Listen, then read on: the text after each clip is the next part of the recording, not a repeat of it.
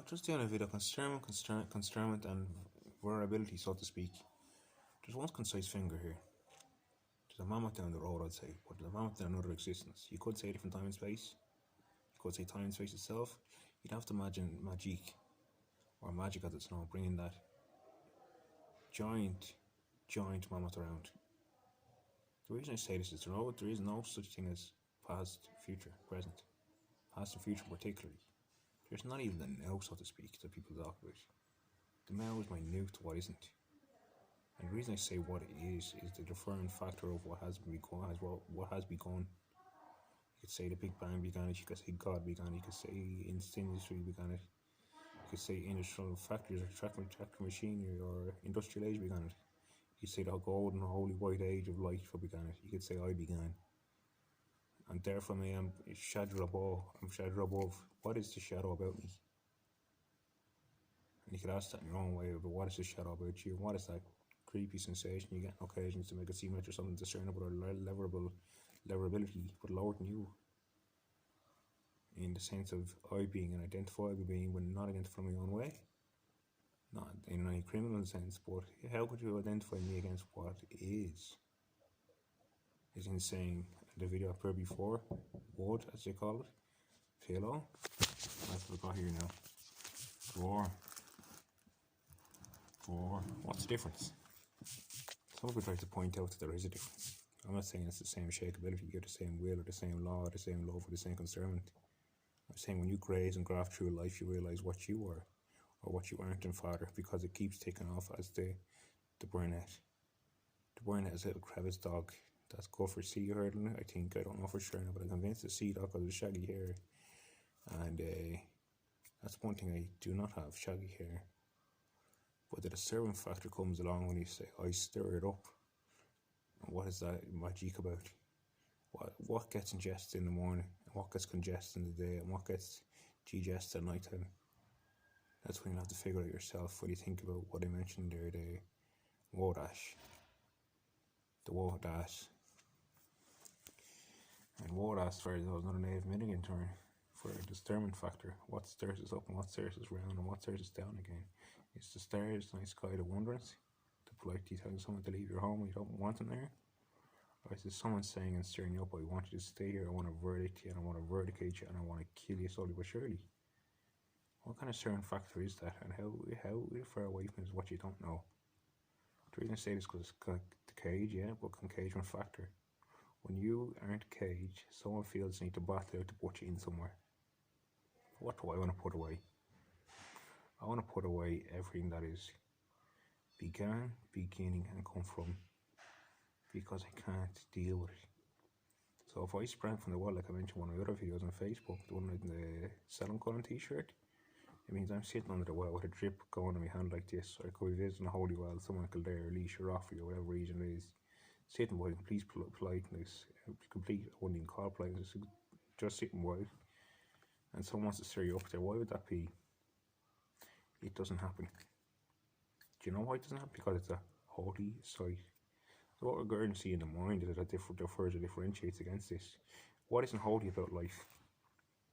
If holiness was to reside everywhere, as if, I'm going to say this part right, if everything was everything, and you can conspicualize this by calling auspicious measures or terms to say that something doesn't reside or doesn't exist somewhere, if everything resides somewhere, right, and everything was that very first beginning, that very God, that very Christ, that very material, Lord Krishna, Lord Buddha, the very thing that we don't get in touch, we don't tap into, then how come everything doesn't reside in the well? The water, the holy swell water comes in, but I'm not good enough for it apparently because I can't leave this hospital. The point I'm trying to make is I am the holy well. When I visit it, I absorb it, I become it, I know it. I cease that spot, I become that place. When I go to the river, the hill, the mountain, the drop of the ocean, I become it, I cease it, I am it, I never end it. So what's all this differentiation about where some people are crazy, some people are mad, some people are criminals, some people are robotic in their mind, some people are too antibes, some people are rage, some people are riveled? What is this going on in the sanctum, in the very, very place that we consider the most holy of all holies, that doesn't brave all this? And that's triggered me off to realise maybe I don't see everything as reverent as I am. deep down I know it's all the one. That's the thing I'm trying to bring around. But that's triggering off me. That's the more meditation, more writing. What's up with this third factor of people trying to angst you on a daily basis? I know what happens to me. I'm going to verse on that and see what happens to me and say, in thy holy knowing, I dispel all absolute. You dispel all absolute. How about can't I know what entertaining it? Even though both work. One's a longer journey, one's a shorter journey. In thy contentment, in thy stir, I know thy man, I know thy father, I know what he is investing at. What is it we don't know though? Our own ends, our own beginnings, our own meats. Why is that though? Because we haven't condemned. And that's all I'm going to put into the table. Other than that, derail to the table, and I'll say this: when you put something on the table and you put it down on the floor, and then you come along to find where it's gone, and 2 minutes later it doesn't click, that's a form of containment, because we don't know what we've done there. So I'll refer back to the video what world we're living in with my hand on the radiator turned good into bad. There's a Salt Lake City somewhere, everyone knows where it is. It's Hatu, and no one knows how to describe it until you become it. Why is that now? There's something part of my heart now because I'm telling alive and I'm going to go through this anyway. It's because they stained. And who they stained it? The Native Americans stained it. How they stained it? I won't tell the story. People know this story, I'm trying to guide that. But the other part I'm going to bring up on this for the sake of it is that Victor and Victory are only one language that have ever been decided by them.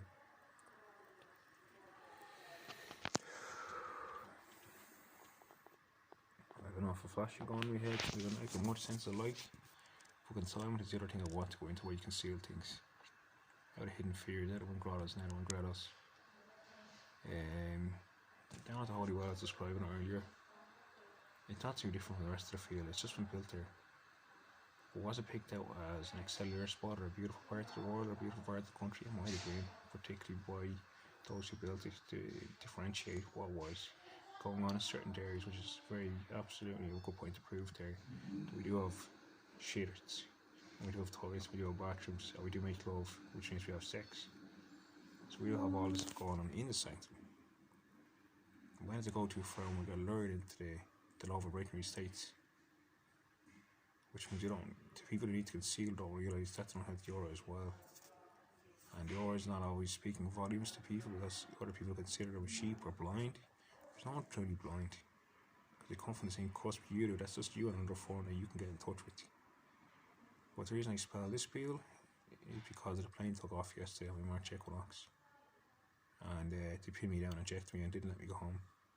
And all I wanted to do was walk out to the Curragh of Kildare to enjoy some sun and warmth, which I have not had for a year. I'm stuck in, there we go, this I'm burning by here for the past year. So my phone was taken off there for the past year, and what day is it now? 19th of March, yeah, it's the next equinox. Last equinox I was in here as well. That's about a year and a month, or 13 months I've been stuck in here. In 2-3 weeks up in Dublin, a place up there as well. I'm not allowed to move out of this place for reasons that can't be described. I keep asking. I said prayers. I don't pray, like I said prayers. And now I get across my father, who said clearly I didn't put you in there. One phone call did put me in there today. It's my verdiction.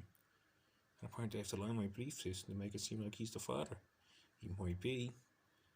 That might not be a corroborable state, but it's not to say that that force doesn't reside within me. If you're asking me to give my power away to you, why would you need it? It's a matter of acknowledgement, really. So I'm trapped under technology. This is one sick fucking world, and I tell you something, I was living in a perfectly polite world, and this is your way of winning as far as I can tell. I know what you said to me one day, you're not going to deceive anyone on that when they check it as well. You said I need to win, I'm going to prove I win this. You're being deceptive, you're being heretical, and you're being dismonitourable. Very harmful, and that's what's going to fail at the end of the day, I guarantee you.